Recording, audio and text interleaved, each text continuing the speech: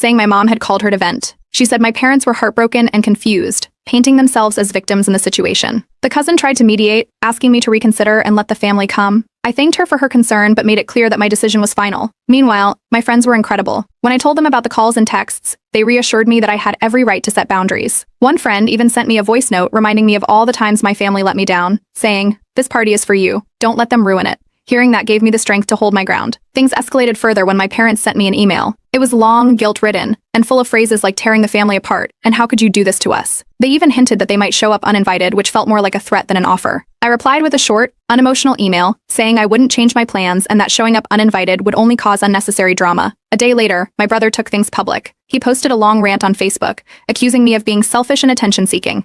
He wrote that I was putting friends before family and embarrassing our parents. Mutual acquaintances started chiming in, some siding with him, while others defended me. I didn't want to engage, so I blocked him and my parents on social media altogether. It felt drastic, but I needed to protect my peace.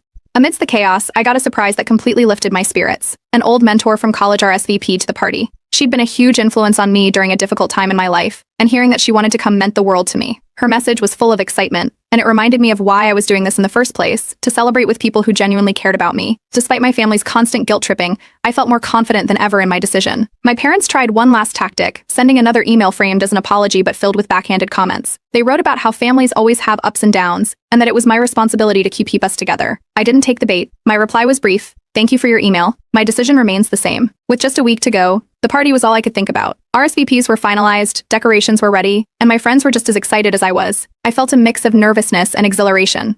My family's reaction was a mess, but their absence at this party wasn't just a choice, it was a statement. For the first time, I was putting myself first. This year, my birthday was truly about me. The night of the party finally arrived. The venue was everything I'd hoped it would be, and more. The rooftop terrace was transformed into a dazzling masquerade ball. String lights crisscrossed above, casting a soft glow over the city skyline. Tables were draped in deep emerald and gold, with centerpieces of feathers and candles that fit the theme perfectly. Guests began arriving around 7 p.m., dressed in formal attire and wearing their custom masks. Some of my friends had gone all out with their outfits, adding to the atmosphere. The moment people stepped in, their reactions made all the effort worth it. Everyone was taking photos, complimenting the setup, and saying how much they'd been looking forward to the night. By 8 p.m., the venue was buzzing with energy. The DJ played upbeat music as more guests arrived. I had hired a photographer who floated around capturing candid shots of everyone laughing, mingling, and admiring the decor. It felt surreal seeing so many people, all here to celebrate with me. One of my friends handed me a glass of champagne and jokingly reminded me to give a speech. I kept it short but heartfelt, thanking everyone for coming and saying how much it meant to me.